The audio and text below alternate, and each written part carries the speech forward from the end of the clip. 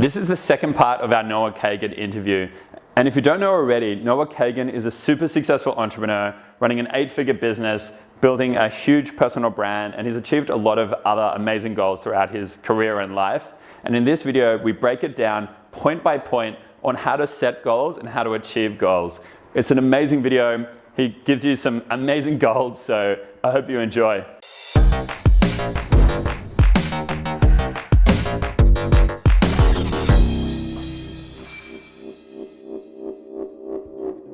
And how do you take some of those principles about goal setting and bring it into other areas of your life, like, you know, whatever else is important, if it's relationships or if it's personal health or family, friends? Yeah. Like, how do you think about your goal setting with those areas? Look, I think as people get older, they kind of just get into their, like, how they do things. So it's very hard to change, like, your productivity system or your, like, way of making things happen. So I always kind of get, not subconscious, but it's just considerate that most people watching are like, this is how I do it. I've always been doing it, and I'm going to keep doing it that way, Max. I don't care what you tell me. Yeah. I can only share what's been working for me. And this was really helpful for me. I created like a 30, 60, 90, 1 year, 5 year, 10-year plan. And people are like, man, that sounds overwhelming. It wasn't. I actually just wrote like, hey, in the next, like in these time frames, 30, 60, 90, 1 year, 5 year, 10 year, what do you want to have? What do you want to do? It's not to be overwhelming with goal setting, but just think about things you're curious about or interested in, right? And so I did that. So I wrote those down and then I put them on my mirror. And actually almost all of them have come true. Like I wanted to buy a house, I wanted to have a company, I wanted to get a girl, just really simple things. And so that was kind of like a longer term plan. Then my 2018 goals, I have them on my stickies, I have them on my phone, I have them on all my laptops, I have it printed out on my fridge. I think one of the key things with goal setting in general, see that shit everywhere. Well, I'd say if I had to pick 3 things about how to accomplish whatever the fuck you want, pick what you want, right? Make it super fucking clear and put it everywhere. Put it everywhere. Number 2, have accountability. So I have a buddy named Adam who knows my goals and he's on my ass. He's like, yo, how's that shit going? How's that shit going? Oh, you didn't do that? You suck. Yeah. And you can't have someone who doesn't actually hold you accountable. That's the whole point of it. Third, what I generally recommend with goals is pick something that's numeric.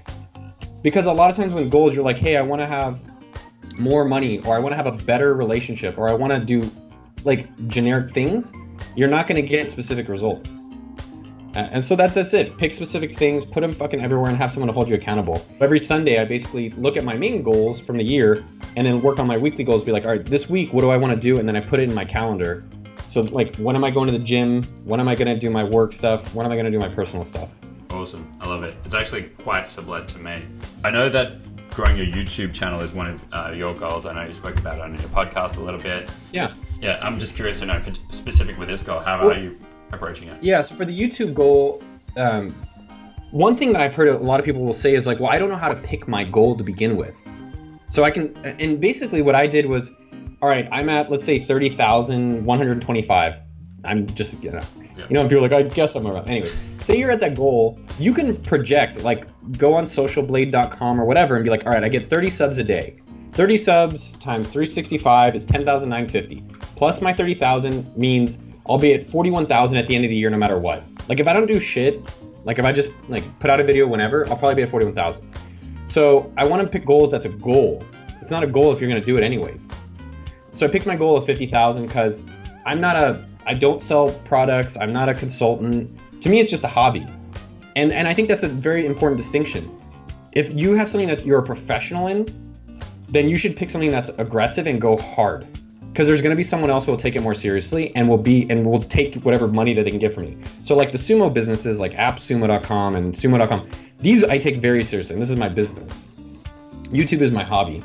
So I picked the 50,000 goal, and then the next thing I do, actually I go over it once a week. Me and David, so David's my right-hand man, we basically say, all right, each month, if we need to be 50,000 by the end of the year, just work backwards. Pretty straightforward. So 50,000 in December, 45,000 in November, 40, whatever it is. Yep. And then each week we look at if we're on track or not on track.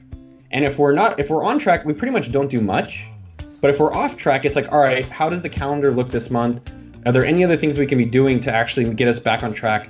Because otherwise that shit just starts compounding. Yep. And then with the actual videos themselves, it seems obvious, and I think people know this shit. It's nothing rocket science. but I know what people do wrong. What they do wrong is that they just keep making a bunch of videos. They're like, well, I should just keep making videos because I need to make videos because that's going to get me subs. I think what people need to do better is like, all right, which videos actually drive me the most subs, right? Because I could put out a video every day. There's people putting out like shit tons of videos. But it's interesting if you see that they have so many subs, but no one watches their videos. Why not? Because people don't give a shit. And so I'm like, all right, well, which videos are actually driving the subs and getting the engagement on these videos? Let me focus more on that. So for me, it's been like connecting with certain YouTubers and then spending like a week to 2 weeks making one single video now. YouTube is a medium of entertainment. And so I can't just put out videos that are just like, hey, here's a business thing. I'm like, no one wants to watch that at home in the kitchen or when they're like, you know, at work maybe or wherever. So how do I create things that are educational and documentary around popular topics for YouTube? Cool. So it's been a challenge. I know your last video was about growing a YouTube channel, and you've also had some business things, you've also had some mindset things. Like, how do you determine what is worthy of being on the channel and what isn't, and like how do you theme it all around, you know, Noah Kagan? It's changed over time. I think what people probably don't think about, and I'm including myself, is opportunity cost, right? So I have to pay a video editor, I have to pay David to help me out, I have to spend my own time, and I have to spend my audience time, which is important. So it's a trade-off. Like if I make one video over another, it's a really big deal. And so I think what people should do is kind of like a waterfall effect or a trickle effect, which means put something out on like Facebook, Twitter, LinkedIn, wherever, and put out different thoughts or topics like, hey, here's a marketing idea, or hey, here's something about this, and kind of see, and you can see what's popular. The second thing you can do is that I just go look at people's channels and I'm like, what's their most popular videos? I'm really just interested in what are people gonna actually, there's a diagram of what can I make that and what people are interested in. And if you don't actually cross over that diagram, you're wasting your time. I know that you're like really big on tools and like hardware and software, like hacks to kind of optimize your life and be more productive. And I'm curious to know over the last year or so, like some of your favorite tools. The first half of last year, I tried what anybody put out, I would try it. So cold shower, I tried. Oh, if you drink lemon juice up your butt, you'll get an extra like 10%. If you sleep with masks on, I'm like, how many fucking products are out there to have better life? And so then I went to Israel for a month and I didn't do anything. I said, I'm gonna start over zero. So imagine for yourself, Max, like start at zero, like you don't know shit. Yeah.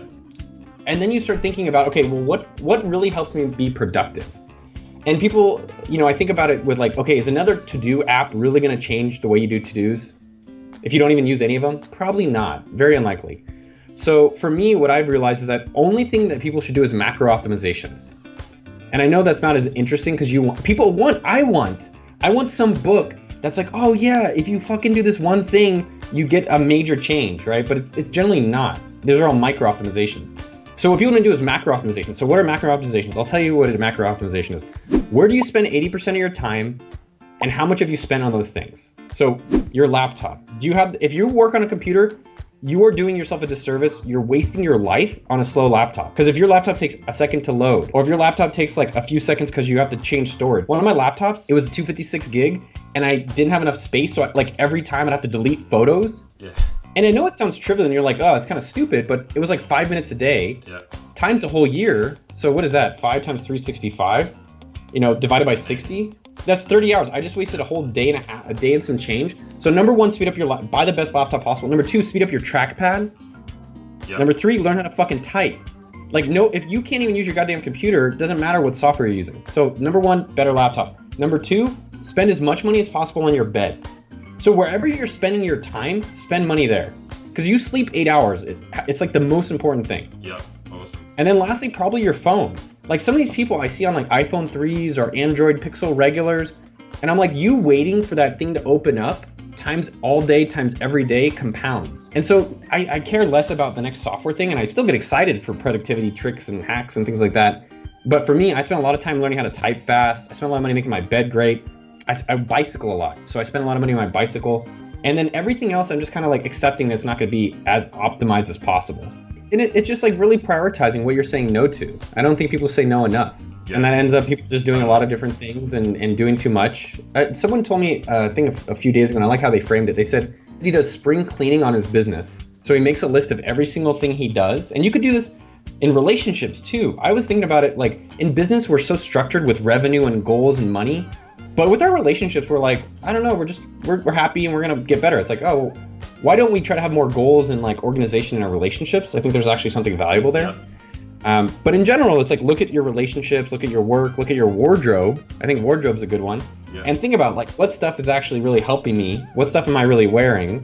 What stuff is really working in my business? And then what stuff do I want to cut out?